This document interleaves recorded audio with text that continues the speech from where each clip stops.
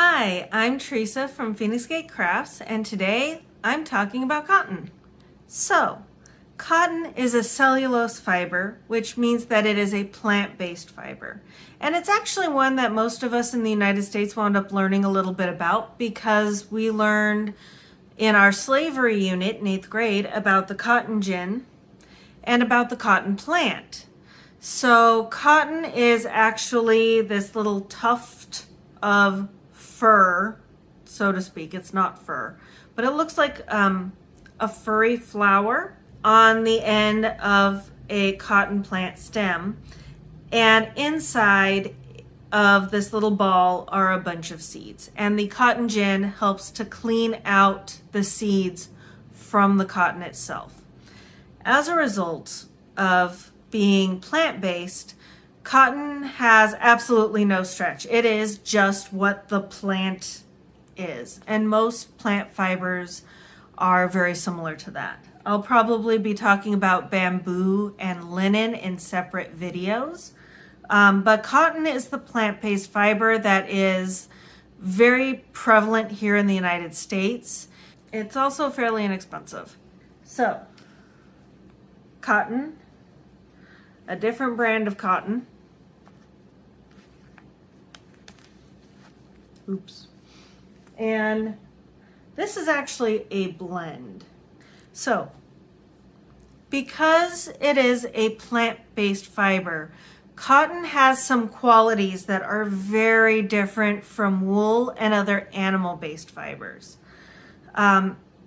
So for one, 100% cotton, most of the time you're going to find it as 100% cotton is not very stretchy. I mean, knitting and crochet are naturally fairly stretchy, so you're going to get some stretch from the weave that you make. You're not necessarily going to get any stretchiness from the fiber itself. For example, I am pulling. There is no stretch and give to this, which is actually pretty perfect. So it's a stiff fiber. You can find soft cotton fibers. It is doable.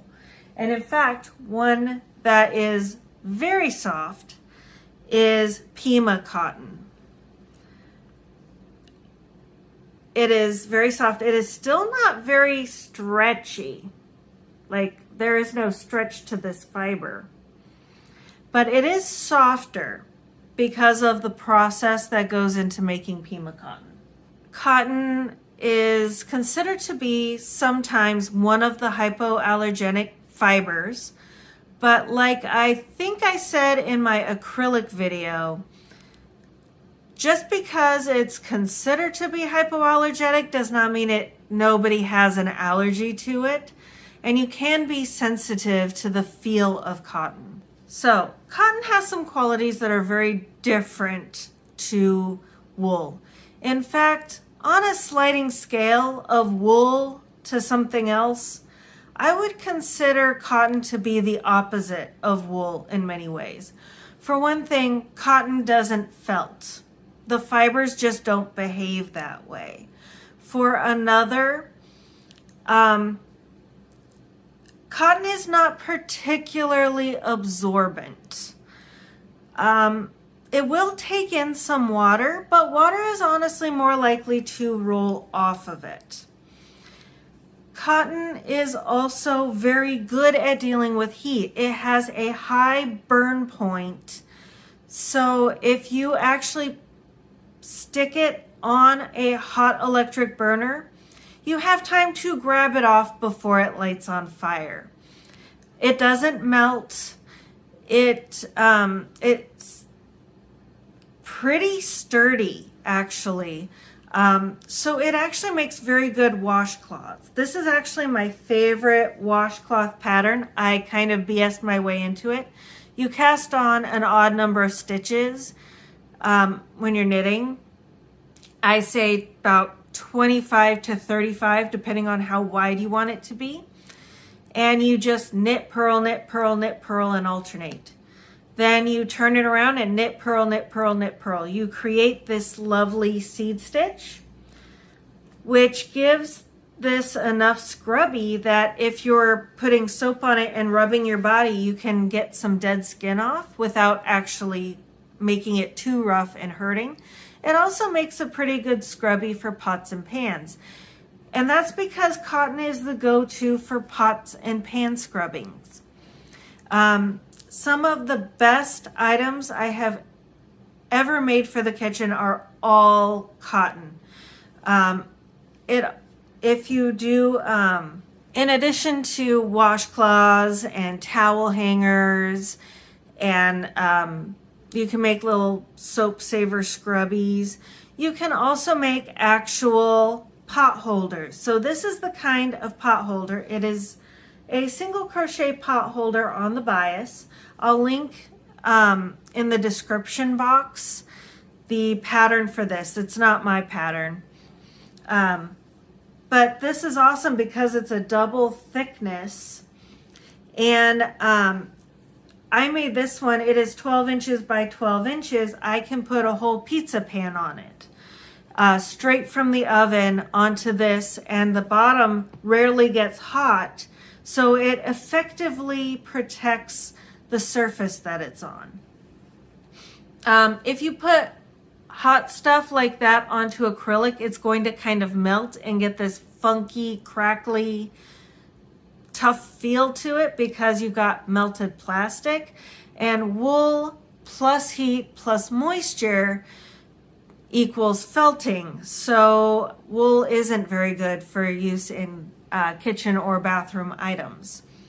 It's also really good for making little baskets and bowls that you can hold little things in the bathroom.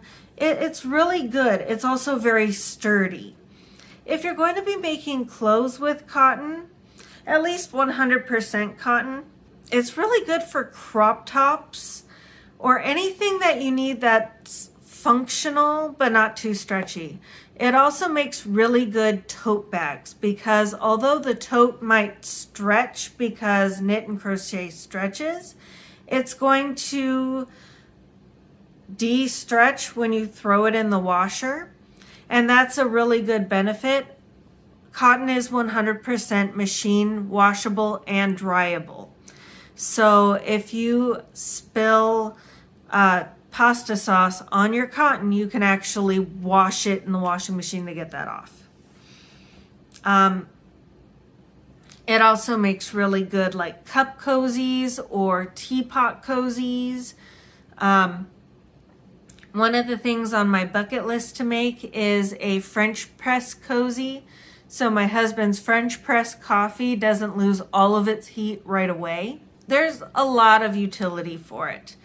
Some things I really don't recommend for 100% cotton are cotton does not make good socks. If you want to make socks that don't have wool in them because you're allergic or sensitive, that is perfectly respectable, and there are sock yarns that have cotton in the blend, but cotton on its own makes a very bad sock because it doesn't pull and grab in.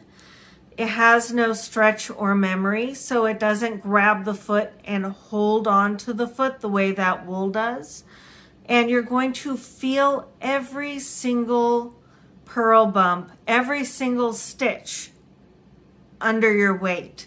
So you're much more likely to get sore spots and blisters on your feet. But if you get a soft enough cotton, like the Pima cotton that I already showed you, or a blend that is light enough, you can make tops and light sweaters out of cotton. Now, they're not going to be as warm as wool. Definitely not as warm as alpaca. And they're not even going to be as warm as acrylic because cotton is a cool, breathable fabric. So it allows a lot of air in between the fibers. So it leaves you feeling very cool and arid. So that's actually where this yarn comes in because this is Audine Wool's Interlock. This is 34% cotton, 35% linen, 19% lyocell, and 11% nylon. And it actually works out to be a very light feeling fiber.